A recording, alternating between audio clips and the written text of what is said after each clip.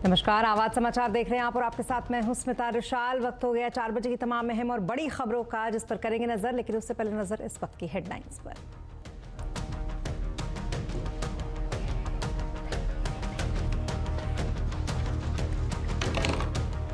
India network 18 की एक ऐसी मुहिम जहां पर देश के ऐसे लोगों की पहचान और सम्मान कर रहे हैं।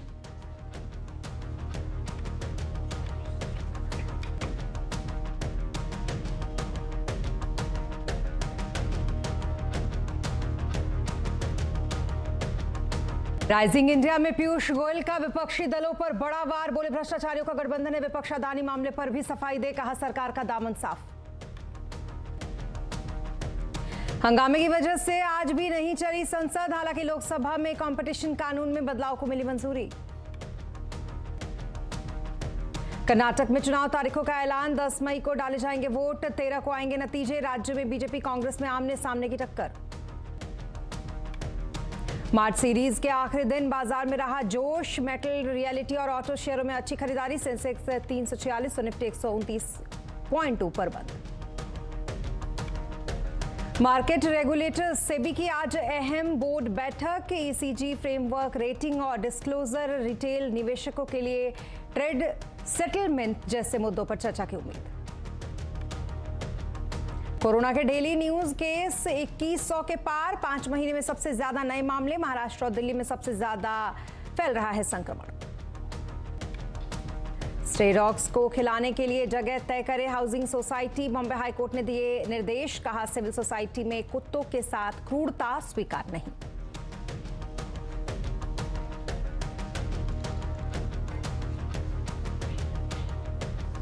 और खबरों की शुरुआत संसद से करेंगे। संसद के दोनों सदनों में आज भी अडानी और राहुल के मुद्दे पर हंगामा जारी रहा। हंगामे की वजह से लोकसभा की कार्यवाही को 3 अप्रैल तक के लिए स्थगित कर दिया गया।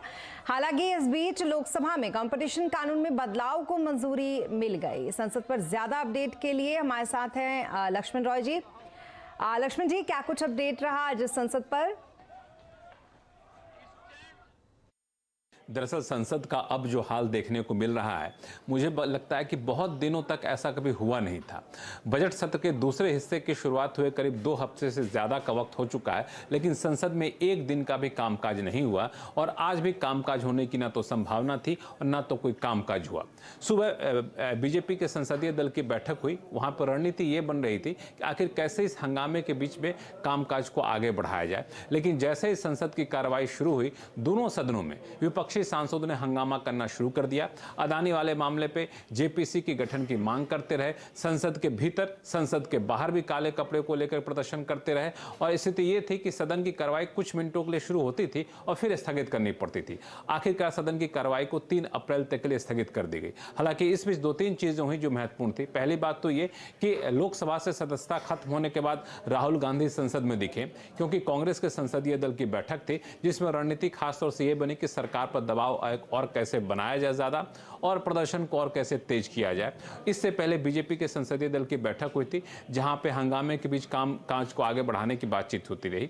और एक और महत्वपूर्ण बात, चूंकि लोकसभा से राहुल गांधी की सदस्यता रद्द हो गई थी, ये खबरों में है, तो एक घटना भी खबर बन गई, वो ये कि मोहम्मद फैजल जो एनसीपी के सांसद रहे थे, उनकी सदस्यता रद्द कर दी गई थी। तो आज उनकी सदस्यता को बहाल कर दिया गया, क्योंकि अपने जो इस कोर्ट के फैसले के आधार पर सदस्यता रद्द की गई थी, उस कोर्ट के फैसले पर रोक लगा लिया उन्होंने कोर्ट में जाकर के। तो अब उनकी सदस्यता बहाल कर दी गई। हालांकि इस खबर के बीच में चर्चा ये रही कि आखिर राहुल गांधी की सदस्यता रद्द होने के खिलाफ या फिर उनके खिलाफ जो फैसला आया है कोर्ट का, उस फैसले के खिलाफ कब वो अपील करेंगे। लेकिन उसका कोई ठोस जवाब वहाँ जो संसद में सांसद थे वो भी नहीं दे पा रहे थे, लेकिन हंगामा जरूर कर रहे थे। हालांकि इस हंगामे के बीच में कॉम्पिटिशन बिल में जो अमेंडमेंट की बात थी, उसको लोकसभा ने मंजूरी जरूर दे दी।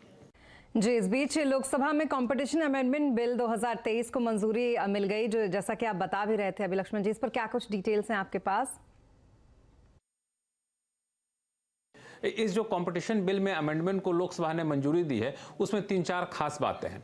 पहली बात तो ये कि जिन कंपनियों पर कंपटीशन कानून के उल्लंघन का आरोप है उनकी जांच रिपोर्ट आने के बाद वो चाहे तो वो सेटलमेंट फाइल कर सकती है, यानी कि हम जो हुआ गलती हुआ उसको ठीक है उसमें हम समझौता करना चाहते हैं, ये सेटलमेंट फाइल कर सकती है। लेकिन इसमें शर्त यह है कि उसमें कार्टेलाइजेशन का आरोप ना हो, तभी आप ये सेटलमेंट के लिए आपको छूट मिलेगी।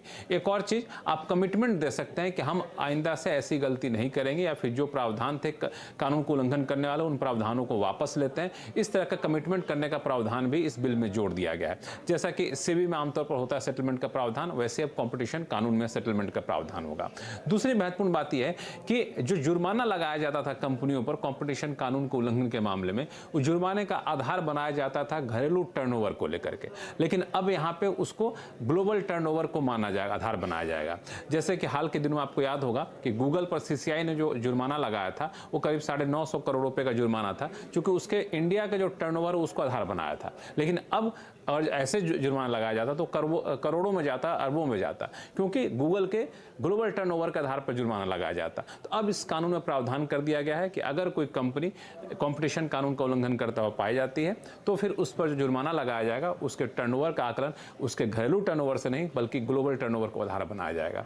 एक और महत्वपूर्ण बात, कंपटीशन कमीशन ऑफ इंडिया जो मर्जर एक्विजिशन के प्रस्ताव को मंजूरी देती है अभी 210 दिन का वक्त लेती है। अब ये कहा गया है कि 210 दिन नहीं, आप इसको जल्द से मंजूरी दीजिए और इसके लिए समय सीमा निर्धारित की गई है। 150 कैलेंडर डेज के भीतर आपको इसको मंजूरी देनी पड़ेगी या फिर इसको नामंजूर करना पड़ेगा, यानी फैसला आपको जल्द लेना होगा। एक और चीज कि जो जांच का दायरा है, कार्टेलाइजेशन का दायरा है, उसको बढ़ा दिया गया है। तो अब लोकसभा से मंजूरी मिल गई है, बहुत जल्द इसे राज्यसभा से मंजूरी मिलेगी, फिर ये नियम जो है वो अमल में आ जाएगा। जी, बहुत शुक्रिया तमाम डिटेल्स के लिए आपका लक्ष्मण जी।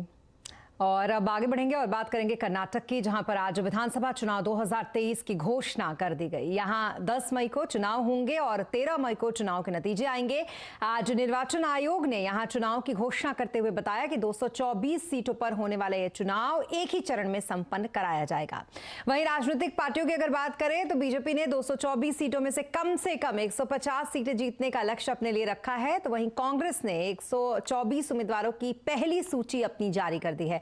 मुख्य चुनाव आयुक्त राजीव कुमार ने बताया कि कर्नाटक विधानसभा चुनाव के लिए 13 अप्रैल को गजट नोटिफिकेशन जारी कर दिया जाएगा।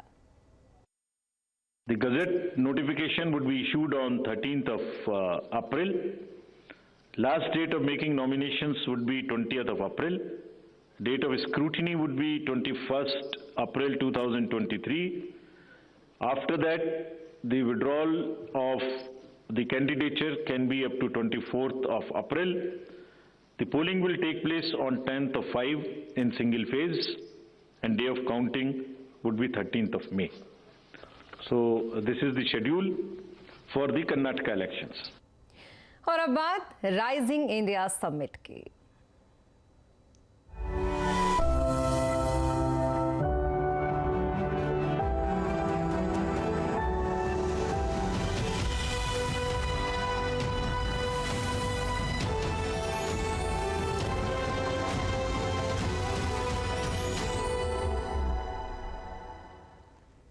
न्यूज 18 के राइजिंग इंडिया कार्यक्रम में वाणिज्य मंत्री पीयूष गोयल ने विपक्षी दलों पर बड़ा हमला बोला। उन्होंने कहा कि विपक्ष का गठबंधन भ्रष्टाचारियों का गठबंधन है। आजादी का यह अमृत काल चल रहा है और इस अमृत काल में लेकिन विपक्ष कह रहा है लोकतंत्र का बुरा हाल हो चुका है। क्या कहना चाहते हैं? व्हाट यू हैव टू से? मैं समझता हूं भ्रष्टाचारियों का बुरा हाल हो चुका है। चिंता तो उनको ये हो गई है कि भ्रष्टाचार के ऊपर पहली बार इस देश के जनमानस में भी घृणा है और फाइनली कुछ ना कुछ कार्रवाई हो रही है, उसका आनंद भी है। भ्रष्टाचारियों की एक पूरी कोएलिशन ऑफ द करप्ट खड़ा हो रहा है। कई लोग डर रहे हैं कि उनके कारनामे सामने आ रहे हैं, कई सारे कानूनी मामले चल रहे हैं। अब आप सबको पता नहीं, खबर है कि नहीं, आज के दिन लगभग 7 केसेस में 7 श्री राहुल गांधी जी बेल पर हैं। तो अब जो कोर्ट जिन्होंने उनको बेल दिया तो क्या वो भी हमारे कब्जे में थे? यही नहीं, पीयूष गोयल ने यहां अदानी मुद्दे पर भी अपनी बेबाक राय रखी। उन्होंने कहा कि अदानी के मामले में सरकार का दामन बिल्कुल साफ है। वो कहते हैं कि अदानी को लेकर आपका शासन डरा हुआ है, ना जांच करा रही है सरकार, ना बात कर रही है उसके बारे में, ना जवाब दे रही है। LIC और PF का पैसा भी अदानी को दे दिया गया है। देखिए, ये अभी बहुत विषय के ऊपर बहुत चर्चा हो चुकी है। सुप्रीम कोर्ट ने कमेटी बिठा रखी है जो जांच कर रही है। सेबी ने अनाउंस किया कि उनकी कमेटी भी जांच कर रही है या सेबी जांच कर रही है। सरकार के ऊपर कोई आरोप नहीं लग पाया एक भी कि हमने कोई कॉन्ट्रैक्ट उनको दिया हो, कोई उनको फेवर किया हो। एक कंपनी छोड़ो, कोई प्रकार की कंपनी को इस सरकार ने फेवर नहीं किया। हर एक निर्णय ट्रांसपेरेंट हुआ है, हर एक निर्णय पारदर्शी एक व्यवस्था के हिसाब से हुआ है।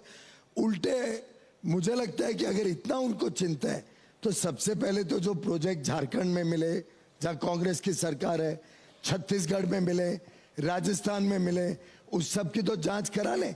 क्यों, हमारा तो दामन साफ है। हमने कोई सवाल पूछा मैंने, उन्होंने बोला किसी को फेवर नहीं मैंने किया। उनसे सवाल पूछा, उन्होंने बोला कि हम मेरिट पे दे रहे हैं, आप लोग नॉन मेरिट पे दे रहे हैं, यानी बीजेपी तो की सरकार। पुष्टि तो करे ना, कुछ तो प्रमाण तो निकाले। आरोप लगाने में तो कोई टैक्स भी नहीं लगता है, कुछ भी आरोप लगा दो।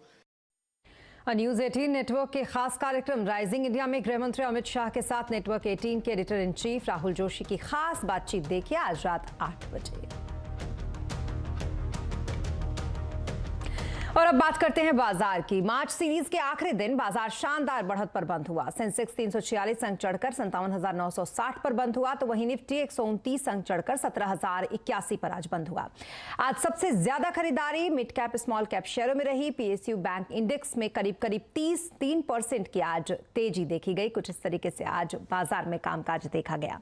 तो वहीं आज सेबी बोर्ड की बैठक हो रही है जिसमें बाजार से जुड़े कई अहम फैसले होने हैं। क्या है बैठक का एजेंडा, ये बताने के लिए हमारे साथ हैं यश जैन।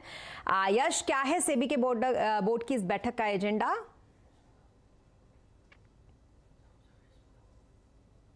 काफ़ी अहम बोर्ड बैठक है सेबी द्वारा, मार्केट रेगुलेटर द्वारा। और आज की बोर्ड बैठक में 3 ऐसे क्षेत्र है जहां पे इस बोर्ड बैठक के अंतर्गत हमें फोकस करना चाहिए। सबसे पहला क्षेत्र है mutual fund segment, second one corporate governance और तीसरा वाला है सेकेंडरी मार्केट। मैं सबसे इंपॉर्टेंट पॉइंट से स्टार्ट करता हूँ। जो बोर्ड मेंबर होते हैं उनकी परमानेंट सीट जो होती है उसमें कुछ बदलाव का प्रपोजल है जो सेबी आज अपनी बोर्ड बैठक में कंसिडर करेगा। अभी काफी बोर्ड मेंबर्स है जो बिना कोई वोट के या बिना कोई अप्रूवल के काफी लंबे टाइम तक लिस्टेड कंपनीज के बोर्ड में बैठते हैं। यहाँ पे सेबी चाहता है कि हर 5 साल में एक शेयर होल्डर वोटिंग प्रोसेस होना चाहिए जिसके अंतर्गत सारे जो बोर्ड मेंबर्स है उनके कैंडिडेचर जो है वो वोटिंग के लिए आना चाहिए, और अगर उन्हें शेयर होल्डर अप्रूवल मिलता है कंटिन्यू करने के लिए बोर्ड पर तो ही उन्हें अलाउ करना चाहिए, वरना उनका रिप्लेसमेंट किया जाना चाहिए। दूसरा इंपॉर्टेंट प्रपोजल सेबी के सामने आज ये रहेगा कि प्राइवेट इक्विटी फंड्स जो है उन्हें कैसे म्यूचुअल फंड के स्पॉन्सर्स बनाया जा सके।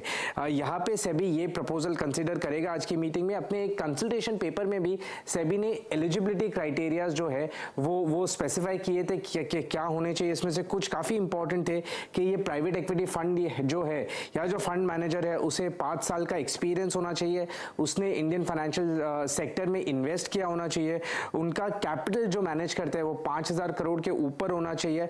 और एक इंपॉर्टेंट चीज ये है कि अगर कोई म्यूचुअल फंड एक प्राइवेट इक्विटी फंड से स्पॉन्सर्ड है तो वो म्यूचुअल फंड कोई आईपीओ में इन्वेस्ट नहीं कर सकता जहां पे उस प्राइवेट इक्विटी फंड का 10% से ज्यादा इन्वेस्टमेंट रहा हो। तीसरा इंपॉर्टेंट ये है एस्बा मॉडल जो है जो प्राइमरी मार्केट में यूज होता है, जहां पे आपके फंड्स तभी रिलीज होते हैं आपके अकाउंट से जब आपको अलॉटमेंट आता है, वरना ब्लॉक्ड रहते हैं तब तक।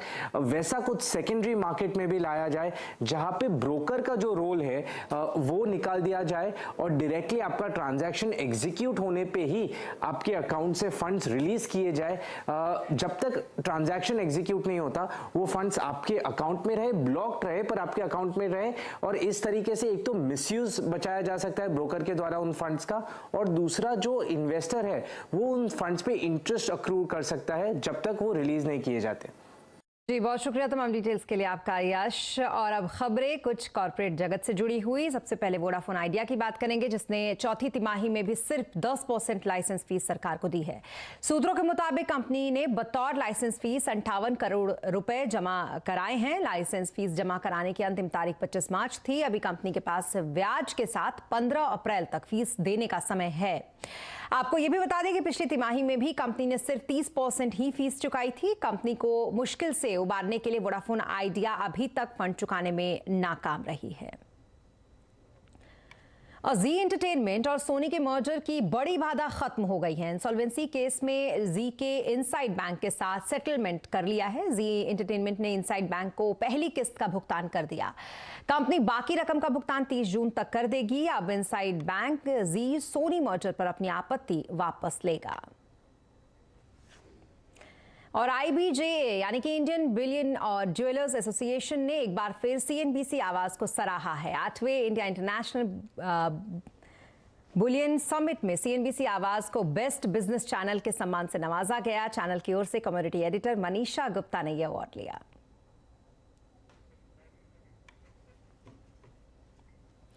और यहां रुकेंगे एक छोटे से ब्रेक के लिए, लेकिन जल्द होंगे हाजिर। आप बने रहें हमारे साथ।